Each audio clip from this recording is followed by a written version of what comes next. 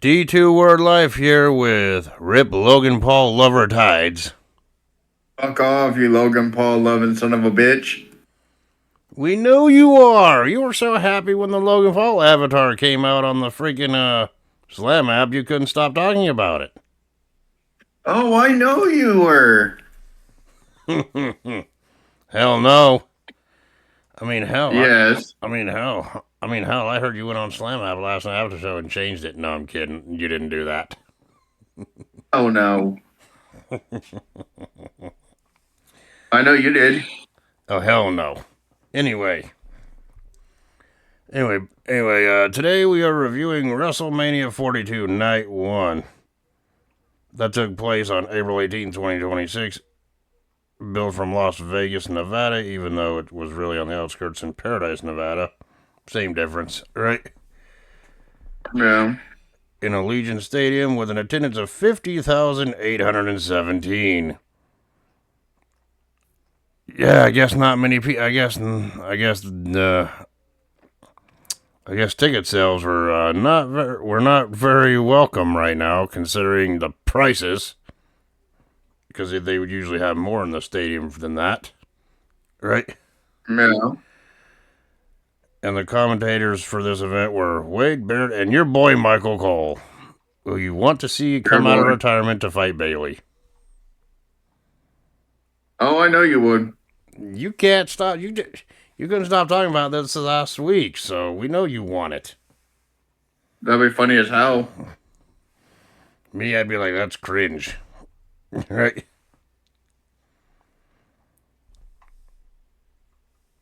Yeah, and the ring announcer for this event was Alicia Taylor, and the host was John Cena in a suit. Yeah, that's another thing that people keep talking about online right now is why the hell was John Cena wearing a suit? I'm like, because I was thinking because he's the host of the show. What? Right. Most likely. So yeah, rendition of America the Beautiful or the national anthem was played. I don't even remember the celebrity. I keep freaking thinking to myself, I'm gonna make a mental note of this. Never do. Right? Yeah. And of course, it kicked off. The event kicked off with John Cena coming out, hyping up the crowd for WrestleMania, even saying, "Well, I went from a fan to wrestler to now host. How am I doing? Got a pop for that one, right?" Yeah. Yeah. Then we go on to the first match of the night, which was a 6-man tag. It was LA Knight and the Usos taking on your boys, I Show Speed, Logan Paul, and Austin Theory. It's your boy's fucking some bitch. Oh, come on. You were so happy to see freaking Logan Paul and Austin Theory kick off the show. Nope. I mean, come on. We all know secretly they were your prediction to win this match. And yes, I know he Nope. wants to kick my ass for all these jokes I've been doing.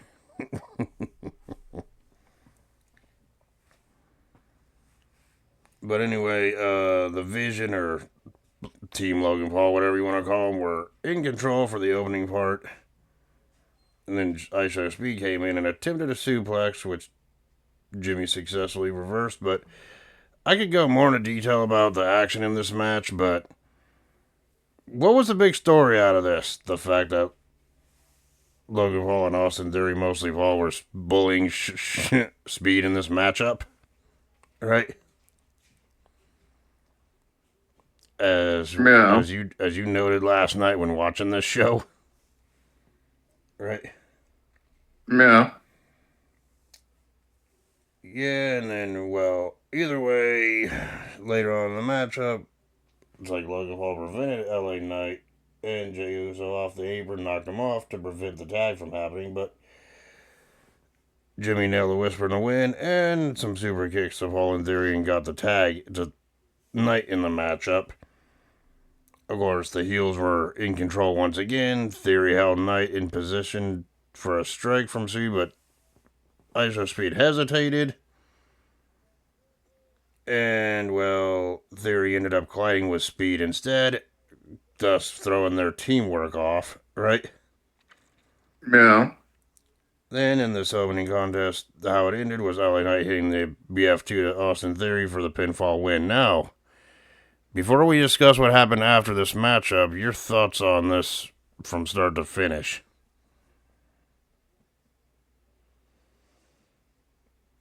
It was a decent match. Yeah, did they have better matches? Yes, even I hate to say this because I don't like giving Logan Paul credit, but even he had better matches than this. Right? Yeah. But then after the match, Logan Paul attacked freaking IShowSpeed, blaming him for their loss, saying that he's a failure, whatever, that they cost the team the match, right? And so Logan Paul went on the outside with a beaten down Speed out there. Freaking put him up on the freaking was it the announce table on the outside, and teased a freaking dive from the top rope, threw Speed through the table, but freaking that's when LA Knight and the Usos came back, beat down freaking Paul, nailed 1D on him, got Speed off of the table, replaced him with Logan Paul on the announce table, and then they encouraged IShowSpeed to go up on the top rope, which he promptly did, and IShowSpeed ended up nailing a big splash on a Logan Paul through the table. Yeah, after they were bullying the fuck out of him. Yep. So yeah, I thought that was a good WrestleMania moment. Your thoughts on that whole thing after the match was over? It was decent. Yep. And yes, I know that made you very happy to see freaking Logan Paul not only lose the match, but also get his ass kicked at the end. Yes, it was fucking hilarious. Well, you claim it was, but deep down you were depressed. You're like, I bought all these Prime bottles for nothing. No, that's you. But no, in all seriousness, I thought this was an okay six-man tag. It wasn't the greatest WrestleMania match opener I've ever seen, but it was serviceable for what it was. Right? And of course, then we seen a bunch of ads. It's like we were watching on freaking ESPN and Disney Plus, respectively. Of course, there's going to be ad breaks in between matches, which, let's face it, in this day and age, that's not unusual anymore. Well, you can pay for it not to have it, but it costs extra to do that. Yeah, and I'm already paying an arm and a leg for unlimited ESPN with all that stuff anyway. So I'm just like, ad breaks, I just view them as, bathroom breaks or just texting the group chat, hey, what do you think about this? Or what do you think about that match? That's pretty much what I was doing all night. Right? Yeah. And so are you. But then when we come back, and the next match we see was that unsanctioned match between Drew McIntyre and Jacob Fatu. It needed more violence. I mean, this match, yes, it was hard hitting. And yes, there was, weapons used in this match. McIntyre even freaking setting a chair up in the corner. And of course, at one point in the match, McIntyre had control of Fatu on the outside after he catapulted Fatu into the freaking ring frame or ring apron. Right? Yeah. And what did freaking McIntyre do? Oh, he went up to his brother who was in the crowd and took another selfie with his cell phone and then handed it phone back to him. Same thing that we've been seeing McIntyre do for the past couple of years at Mania. Right? Yep. And I'm just like, okay, that bit never gets old. Right? Yeah, and at one point, freaking, I think it was McIntyre who took the referee's belt off, used it as a weapon. Both of them used the belt as a weapon. Then even a wrench was used as a weapon at one point, but it all ended when freaking near the end happened when freaking McIntyre got smacked in the face with a freaking metal toolbox, reminiscence of what happened to him during his Hell in a Cell match with Punk a few years ago. And the match officially came to an end when Fatu put freaking McIntyre on a table and then nailed the moonsault through McIntyre through the table to get the 3 count. Your thoughts on this Yeah. one? It was a good match. Could have gone a little longer, but still, it was also his birthday yesterday, so it was a feel good thing for him to win on his birthday. And I thought the match was okay. To me personally, it could have used a little bit more time and a little bit more big weapon spots, like you said, or more violence, as you like to call it. But we'll get to that. We'll talk about the match things before the main event, that's for sure. But up to this point, I thought it was a good serviceable match. At this point, it got the so far the unsanctioned fight to me at this point was match of the night, but we still have a long way to go, right? Yeah.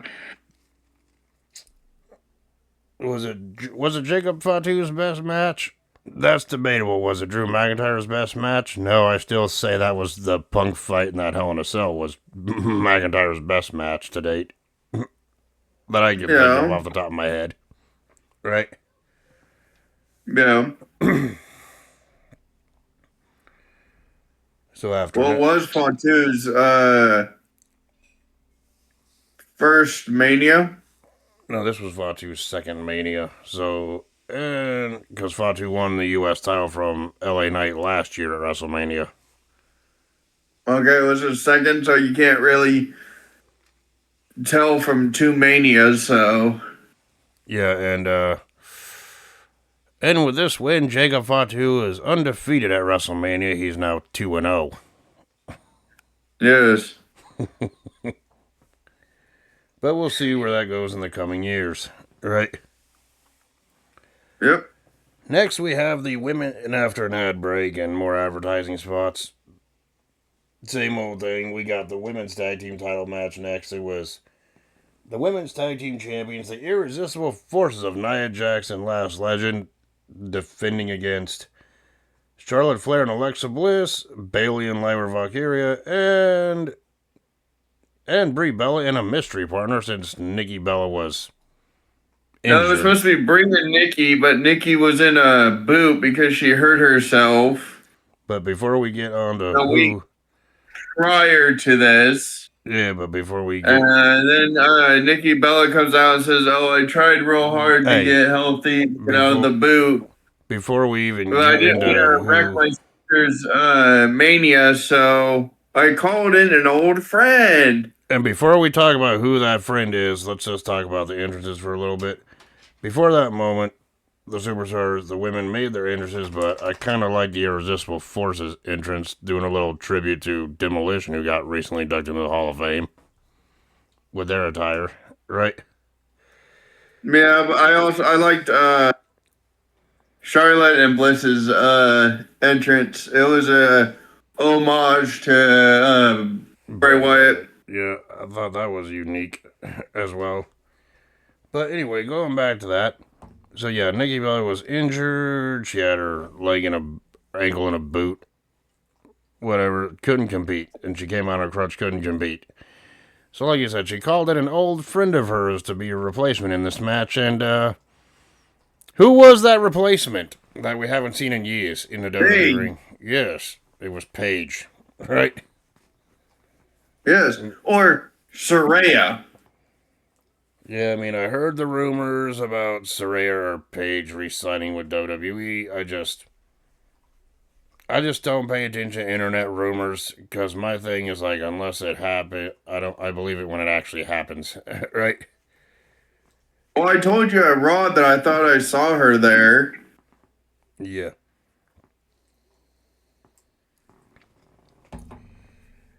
So yeah, and obviously Paige got a standing ovation despite being aligned with Brie Bella here, which I don't know if the Bellas are faces, heels. I only know them to be like heels as a team.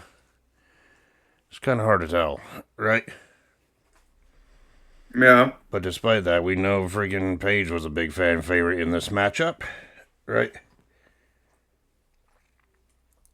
And of course, during the matchup, here, it was a standard, four-way. And yeah, explain this one. In our last couple of reviews that we did, this is the third four-way tag match that we reviewed. Okay, I'm getting tired of the four-way tag match format, to be honest, but this match was okay for what it was. Right? I mean, Last Legend powerbombed both freaking Valkyrie and Bliss while attempting a double team on Brie. Paige got the hot tag in. This was like near the end of the match. It's like delivering knee strike, and she delivered knee strikes to Legend, and Valkyrie went for the night wink on Paige, but Paige reversed into the Paige turner. Right? Yeah. Then Flair came in, hit the natural selection. This was just all chaotic at this point where everyone was just saying screw it to the rules and going at each other. Right? Of course, the match after a typical back and forth tag match where neither team had the advantage in. Right? Yeah. Then Bliss freaking attempted the Twisted Bliss, but Nikki freaking Bliss tagged in, attempted to hit the Twisted Bliss, and afterwards Bliss attempted the move, but Nikki hit Flair with a crutch on the outside, causing Bliss to be a little bit distracted and to get caught with the rampage by Paige. Yep.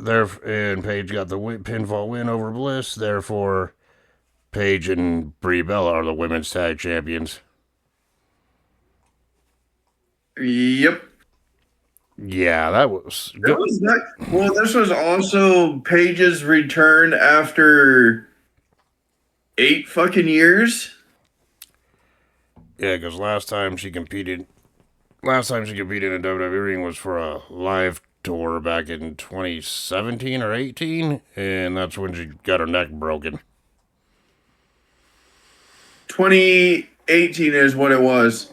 Yeah, and then so it would be 8. It would be 8 years because 8 and 8 is 16. So yeah, 2026 and 2018. Yeah.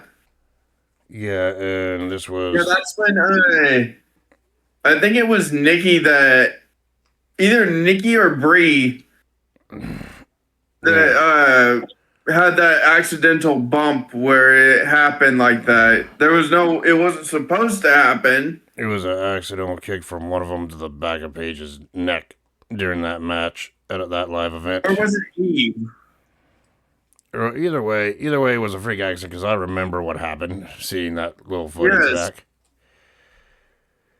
And this was also Paige's first WrestleMania match in 11 years. I think the last time she competed at WrestleMania was in 2015 when she teamed with AJ Lee in that tag match against the Bellas. Don't quote me on that, but I think that's the case, right? Yeah.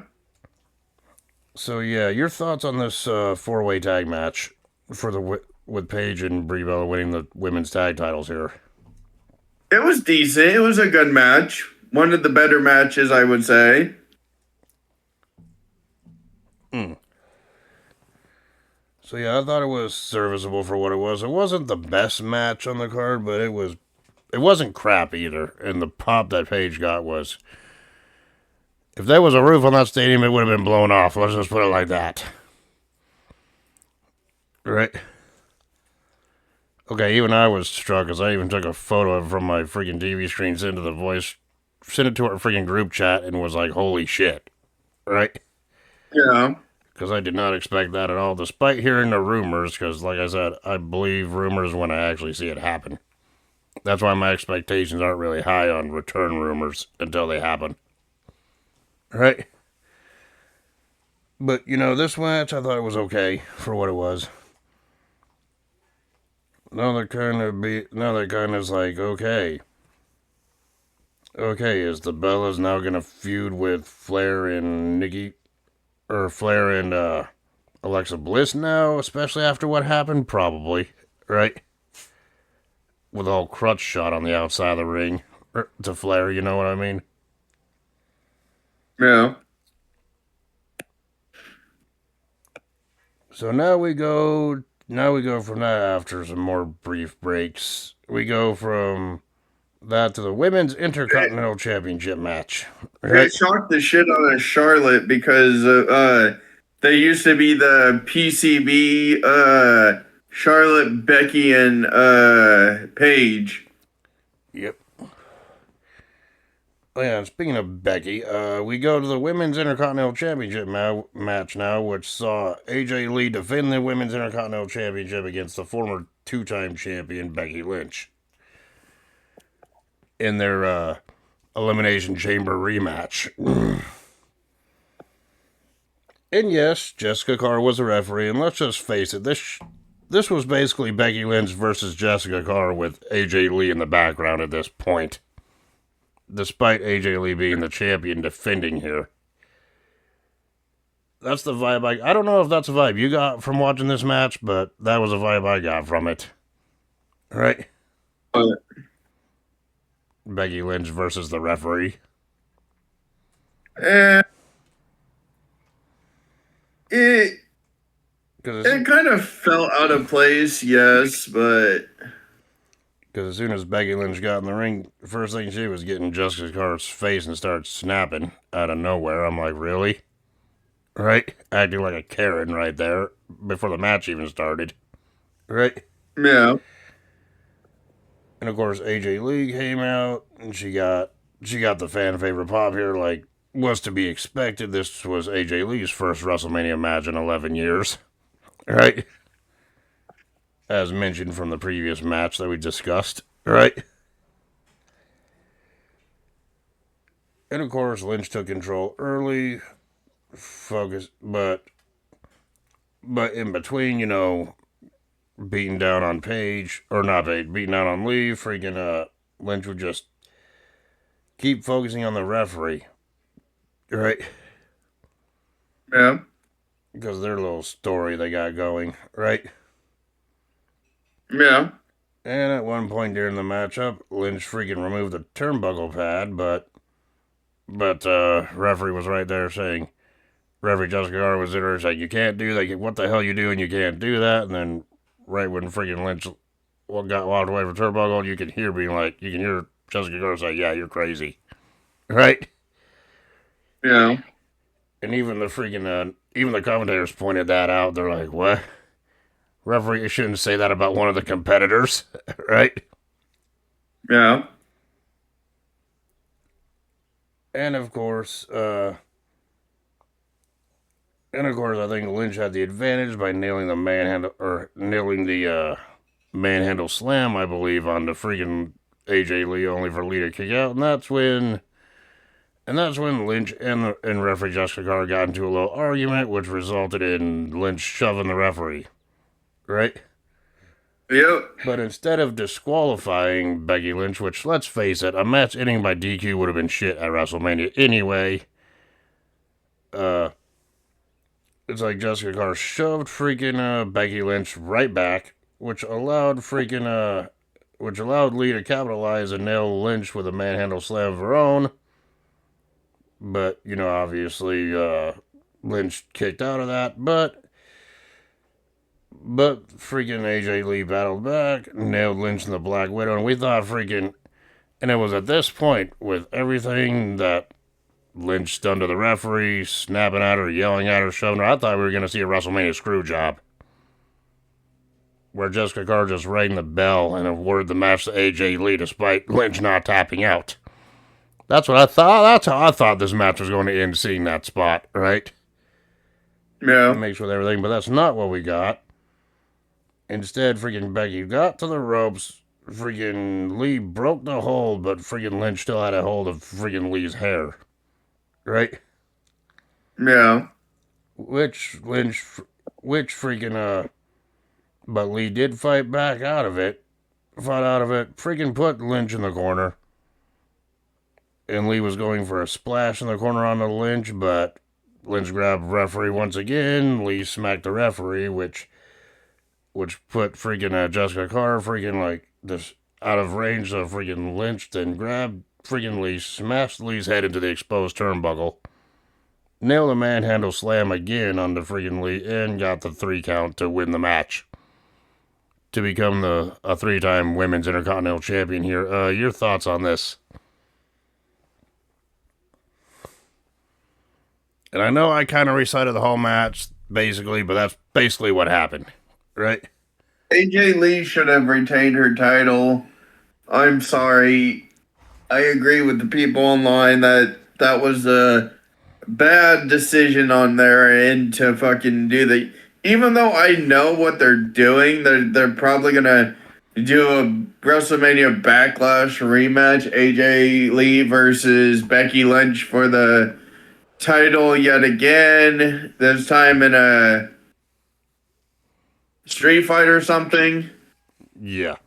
and then and have Jessica Carr as the referee and screw over Becky because Becky will fucking push her to the limit yet again.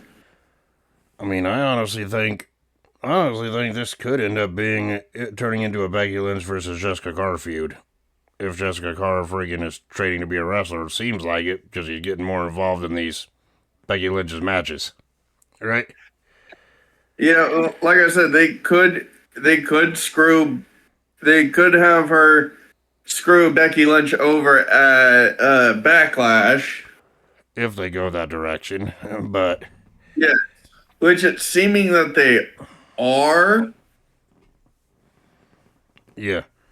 But I'm thinking this whole little feud between Becky Lynch and Jessica Carr is a little bit intriguing, despite Jessica Carr being a referee here. If anything were to come Yeah. out of it, like a match or something.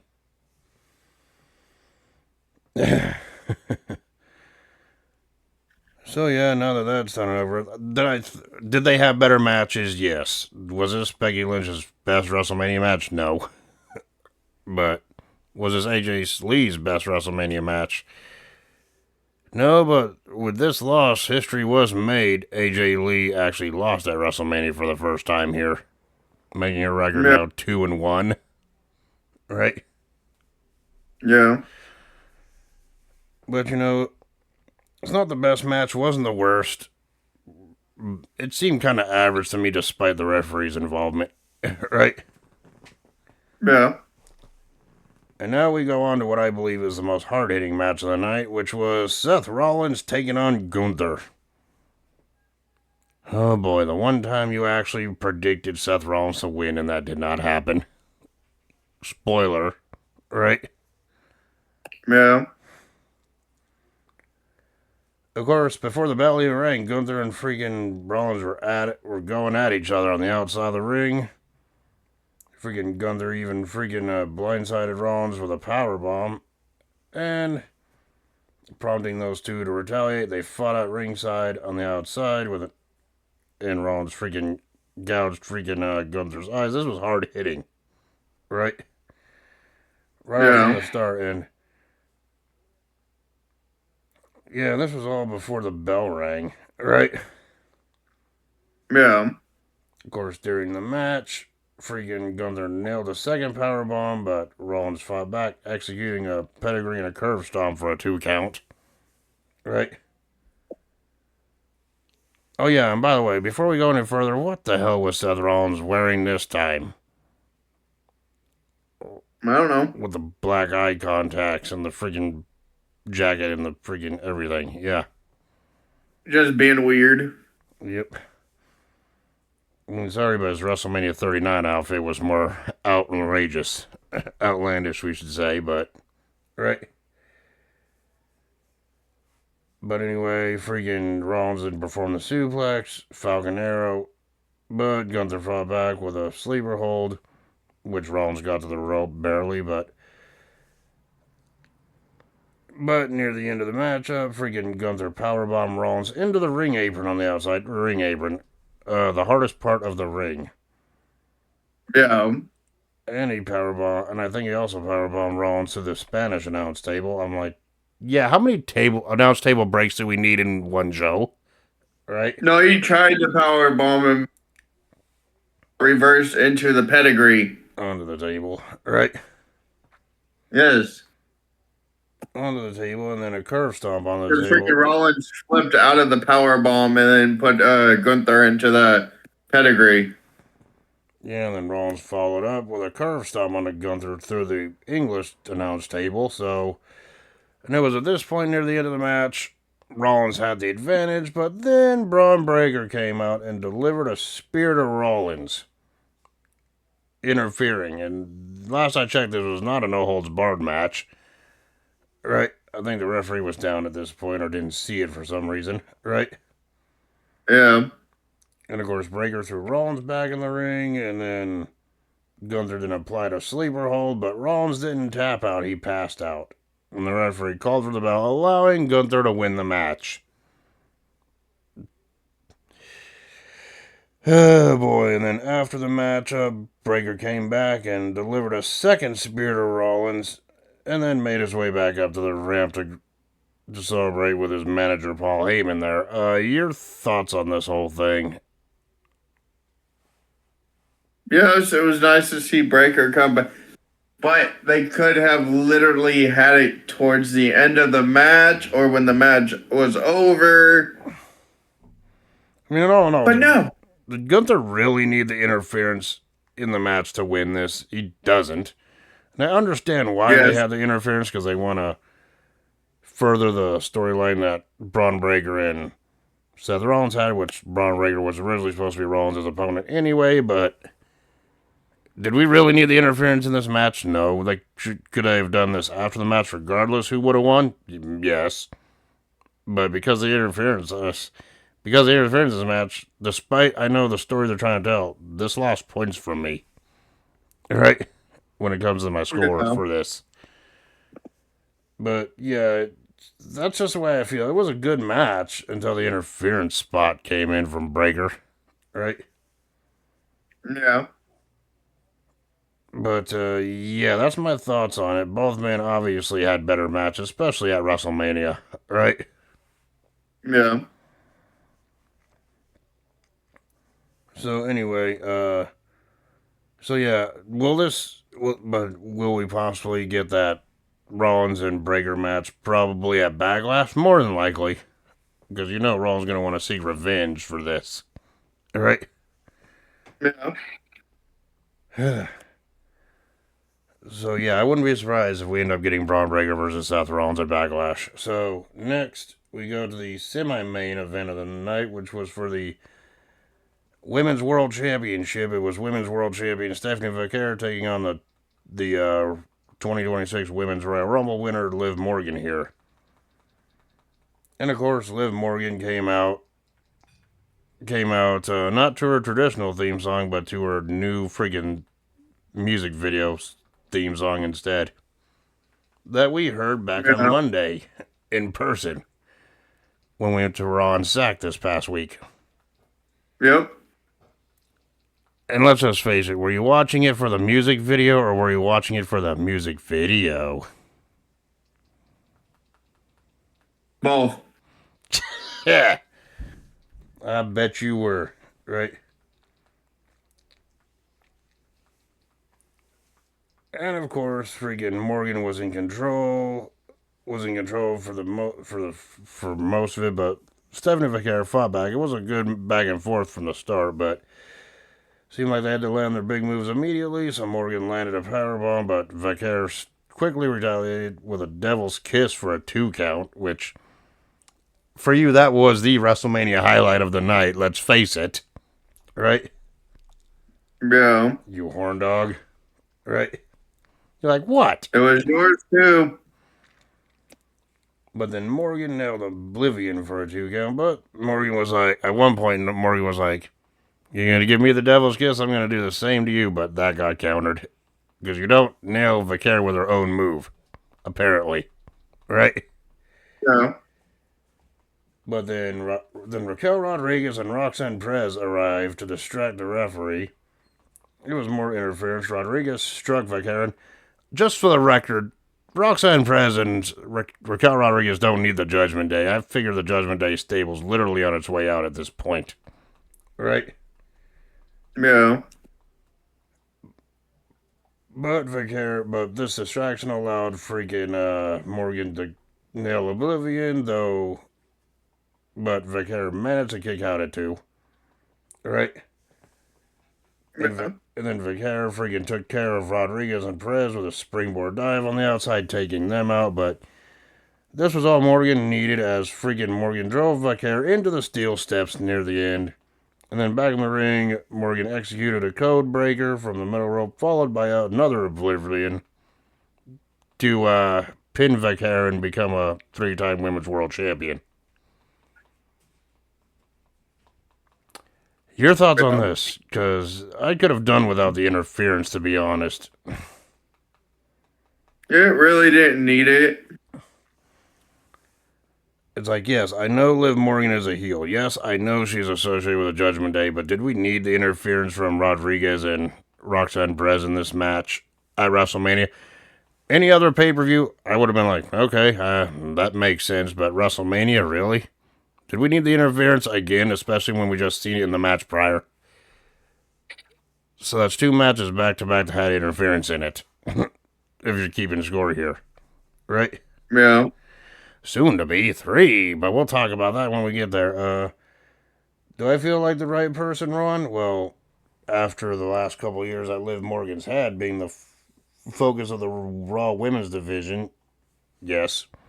And that comeback from the injury and then winning the Rumble, yeah, I think she deserves it, but did you really need to win it this way? Not necessarily, but yeah, your thoughts on this? It was okay. So yeah, it wasn't the best match either one of them had in their career.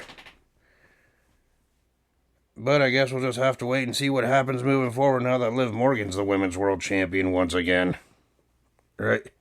Yeah.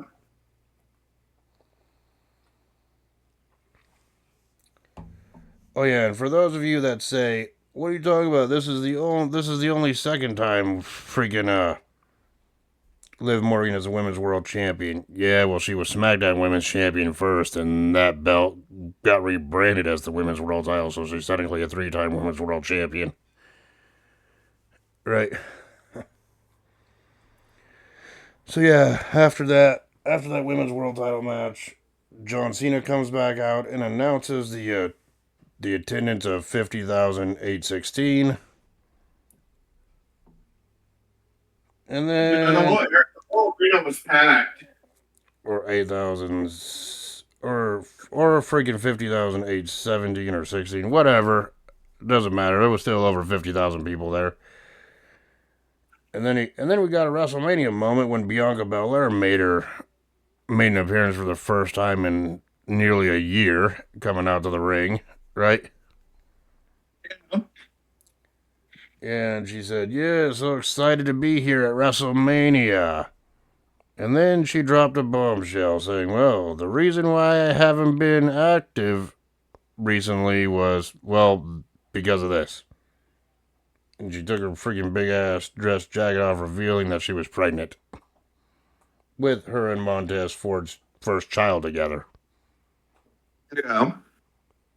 And that just proves at least one Ford works. Really? I said that to you last night after the announcement, and you didn't even respond until just now. What? No, I was going to. I just didn't feel like it. But yeah. And yeah, really, but congratulations on them anyway, regardless. Right? Yeah.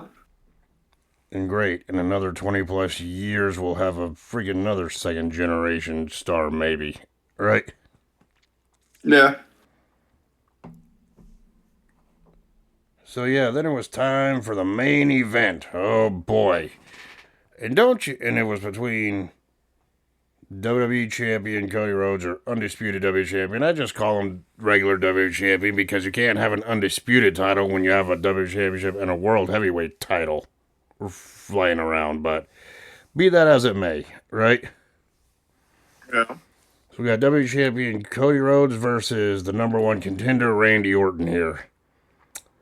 And Randy Orton was accompanied by Pat McAfee. I'm gonna be completely honest with you. I fucking hated this storyline. it could have been so much better than it was, right? Like, we didn't need Pat McAfee to freaking be a part of this storyline. They could have just talked about the legacy and the friendship and the history between Orton and Rhodes, and that'd be it. That's all they needed to do. But no, we didn't get that, right? Yeah. But yeah, Randy Orton turned heel. Freaking someone in the crowd had the 2009, the '09 Orton Forever sign during Orton's entrance, right? Yes. And of course, Pat McAfee came out, right? Everyone hated that. Booed him. We got a standing boovation here, right? Yeah. And even freaking Michael Cole on commentary was pretty much ripping into how big of a piece of shit McAfee's been, right? And of course, Cody Rhodes came out, special entrance with his old with a video package detailing his career and legacy with Orton, and all of his old freaking like ring attires were like propped up on the stage when he came out, right? And we all know Yeah. your favorite incarnation of Cody Rhodes was when he was known as Stardust. Oh, I know it was for you. That gimmick was awful. No, you loved it. Right? But yeah, after the introductions were done, before the match could even start, McAfee snuck up and struck freaking Rhodes with a microphone before the bell could even ring, which prompted freaking Rhodes to get beaten down, but Rhodes fought back, dumped Orton on the outside of the ring, and then landed across Rhodes onto McAfee before prompting McAfee up on the announce table once again. Another table spot, but then Jelly Roll just appeared out of nowhere and told Rhodes, like, I got this. You focus on Randy. And Jelly Roll freaking performed an elbow drop on a McAfee through the announce table. Right? Yeah. Oh, yeah, and I need to address the rumor here. Apparently, going into this match, Randy Orton's back was not 100%. Like, it was giving him issues before the match even happened. At least those were the rumors, and the way Orton was selling could be true. And Orton, has a history of back problems. Right? Yeah. Of course, when McAfee was taken out, he was freaking removed from ringside on a stretcher, and then the match officially began. And of course, Rhodes was targeting Orton's back, which Orton was selling like freaking death. Now that's how you sell, unlike you in 2K. That's my one per video. Fuck off. It won't be because it'll probably say it again tonight. I said per video. If I do it for tomorrow's review, that'd be a separate video. Of Yeah. It doesn't matter. It's still fucking part of it. course, Orton did manage to fight back. Nail a signature draping DDT and a power slam, but freaking Orton was still in the back. Those two eventually, Orton and Rhodes, eventually made their way to the outside where at one point Orton got his head smashed into the ring post, thus busting him open. Right? I'm like, yeah, that's what this match needs. A good old blood. And you were thinking to yourself, we need more violence. Right? Yes. And of course, Rhodes then came back, draping DDT onto Orton, but then Orton fought back, hit Rhodes with his own Crossroads finisher, but then kicked out, right? But then Rhodes responded with an RKO on Orton, and Orton kicked out. Yeah, they tried each other's finisher moves, and it didn't work, obviously. Right? Yeah, and then when Orton was getting back up, freaking beaten down, bloodied, he ended up RKOing the referee, Charles Robinson, out of his boots, right? Yeah. And I'm just looking at him like, that's so random, but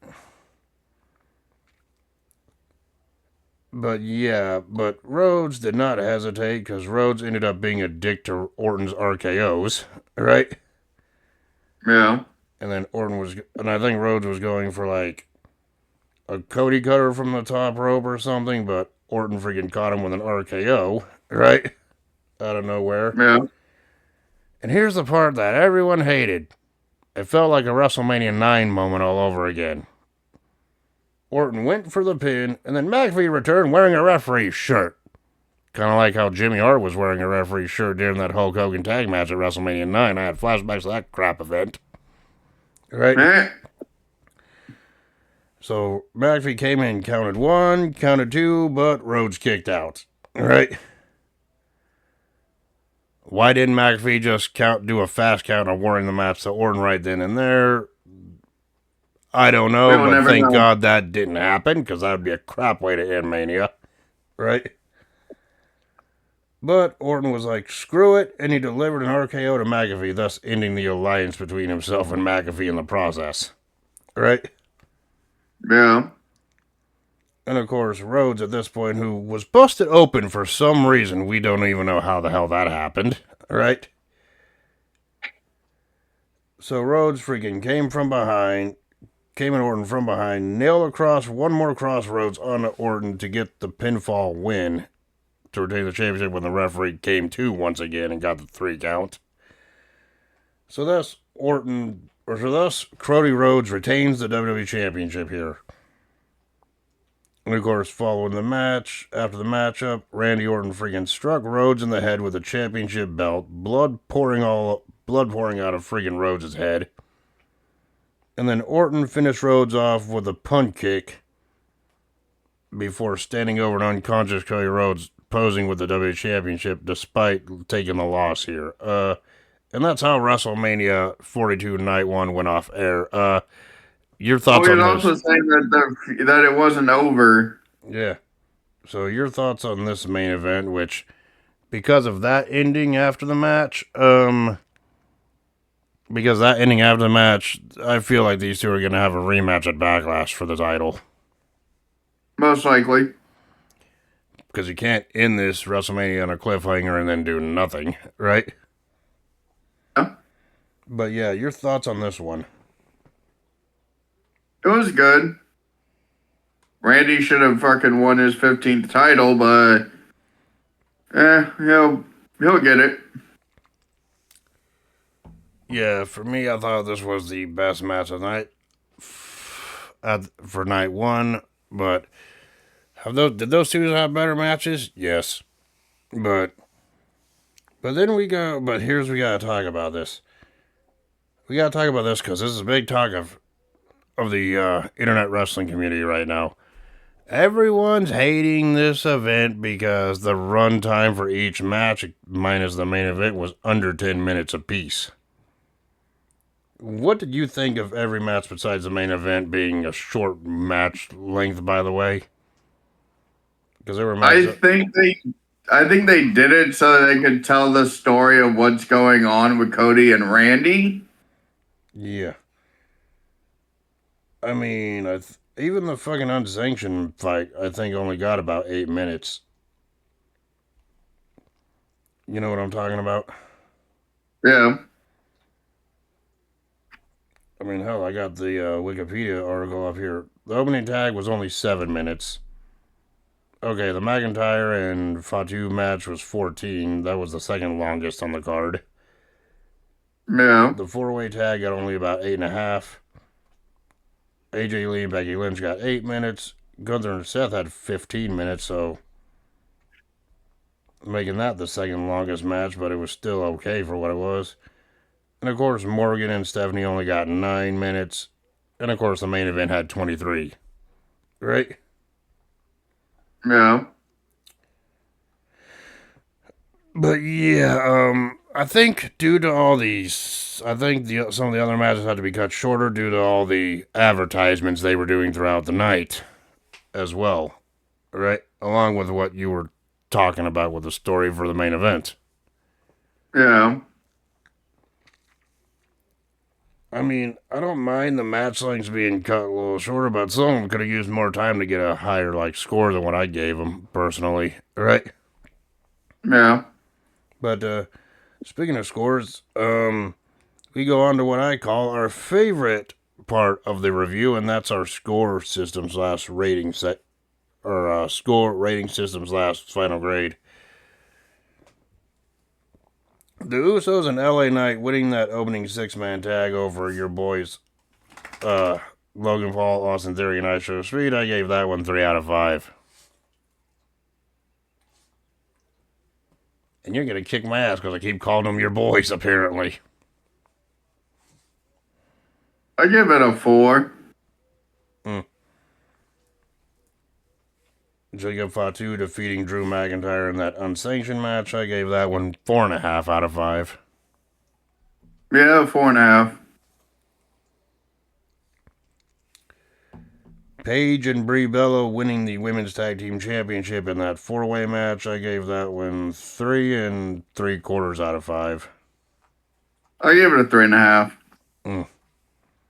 A 3 to a 4.5. Yeah.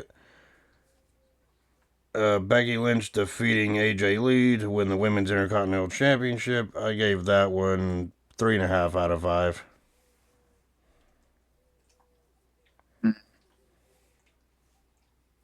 Three.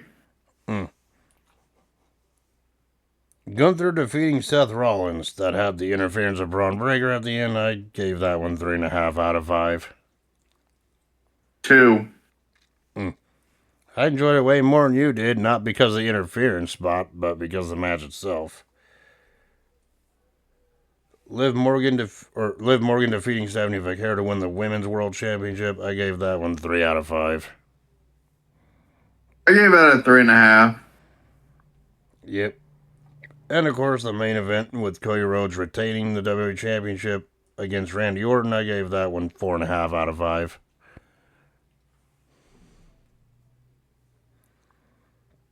I gave it a 5.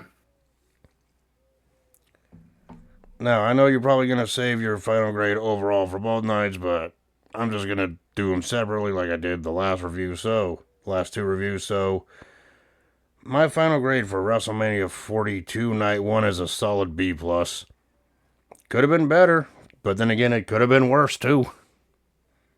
Right? Yeah.